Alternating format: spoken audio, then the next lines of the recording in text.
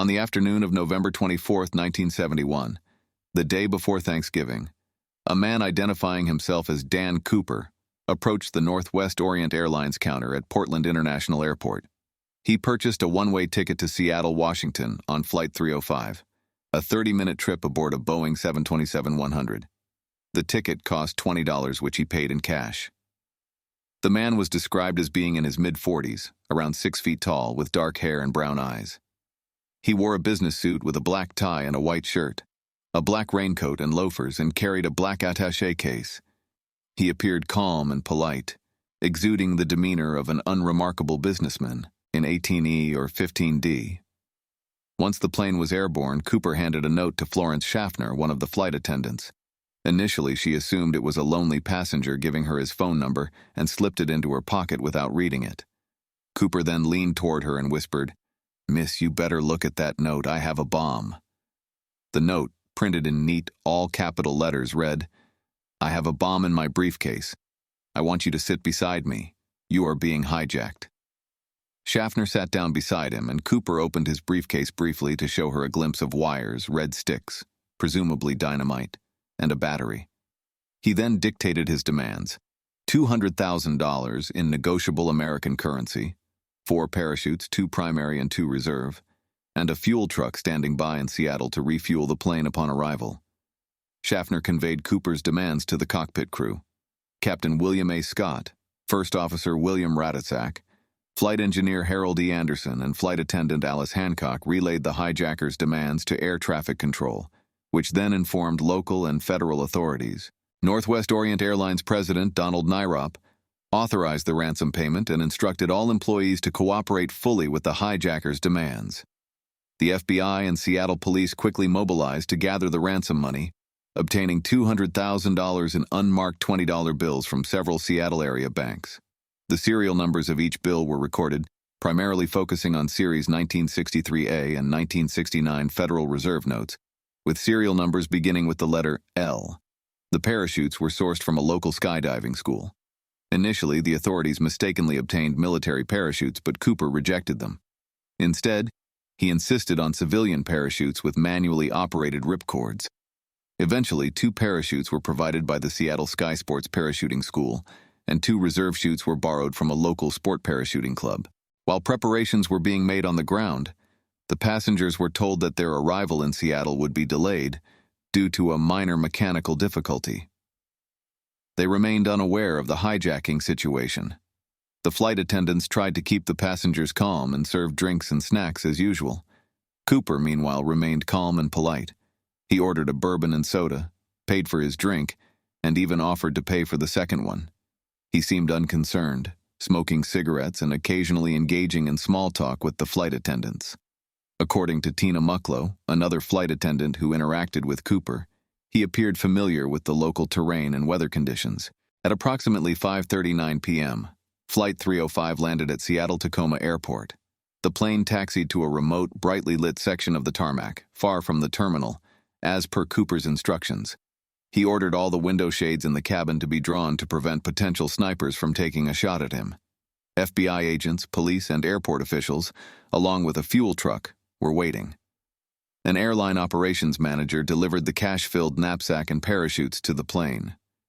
Cooper allowed all 36 passengers, as well as flight attendant Florence Schaffner and another flight attendant, to disembark. Only the cockpit crew and flight attendant Tina Mucklow remained on board. Cooper outlined his plan for the next leg of the journey. He specified that the plane was to fly southeast toward Mexico City at the minimum airspeed possible without stalling, approximately 100 knots, with the landing gear down, wing flaps set at 15 degrees, and the cabin unpressurized. He also instructed the crew to keep the rear exit door and its staircase deployed during takeoff. The flight crew explained that these configurations would necessitate a second refueling stop, likely in Reno, Nevada. Cooper agreed to this and allowed the plane to be refueled. During this time, the authorities considered ways to outwit Cooper, such as disabling the rear staircase or planting an armed agent on the plane. However, they ultimately decided against any intervention to avoid jeopardizing the safety of the remaining crew members. At approximately 7:40 p.m., Flight 305 took off from Seattle-Tacoma Airport, heading south toward Reno. Cooper instructed Mucklow to join the rest of the crew in the cockpit and remain there with the door closed. Shortly after takeoff, he put on one of the parachutes and secured the money bag to his person. He then lowered the rear staircase. Around 8 p.m., somewhere over the rugged terrain of southwestern Washington in the vicinity of Mount St. Helens, Cooper made his daring escape. Despite the pitch-dark night, cold temperatures, and rain, he jumped from the rear stairs of the Boeing 727 with the ransom money strapped to his body. The FBI immediately launched an extensive manhunt, known as NORJAC, Northwest Hijacking. They searched the area where they believed Cooper could have landed, focusing on the dense forest and mountainous regions of southwestern Washington. The initial search area covered the terrain north of Portland, Oregon, and west of Mount St. Helens. However, despite their efforts, no definitive trace of Cooper or his belongings was found. The FBI distributed the serial numbers of the ransom money to financial institutions, casinos, racetracks, and other businesses that might encounter large sums of cash. They also published the serial numbers in newspapers and on television, hoping that someone might come across the bills and provide a lead. Despite these efforts, none of the bills turned up in circulation. The authorities also set up roadblocks and conducted interviews with anyone who might have seen or heard anything unusual on the night of the hijacking. They questioned local residents, hunters, hikers, and anyone who might have been in the area. However, no credible leads emerged. In February 1980, a significant breakthrough occurred. An 8-year-old boy named Brian Ingram was vacationing with his family on the Columbia River's banks near Vancouver, Washington. While digging in the sand, Ingram discovered 3 bundles of cash totaling $5,800. The bills were heavily disintegrated but still bundled in rubber bands. The FBI confirmed that the serial numbers matched those of the ransom money given to Cooper. This discovery, known as the Tennebar money find, reignited interest in the case.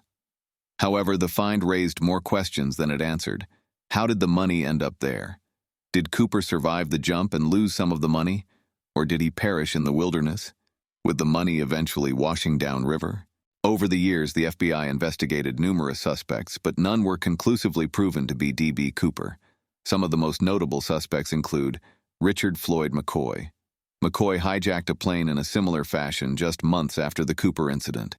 He demanded a ransom and parachuted out of the aircraft, but he was quickly apprehended. Many believed McCoy was Cooper, but significant differences in their methods and descriptions led the FBI to rule him out as a suspect. Dwayne Weber. On his deathbed in 1995, Weber allegedly told his wife, "I am Dan Cooper." His wife later discovered evidence that seemed to connect him to the hijacking, including a matchbook from a hotel in the same area where the ransom money was found. However, the FBI could not find conclusive evidence linking Weber to the crime. Kenneth Christensen. Christensen was a former paratrooper and flight attendant who fit the profile and had suspicious connections to the case. His brother claimed that Kenneth had confessed to being Cooper on his deathbed. However, the FBI found no direct evidence linking him to the hijacking. Lynn Doyle Cooper. In 2011, Marla Cooper claimed that her uncle, Lynn Doyle Cooper, was D.B. Cooper.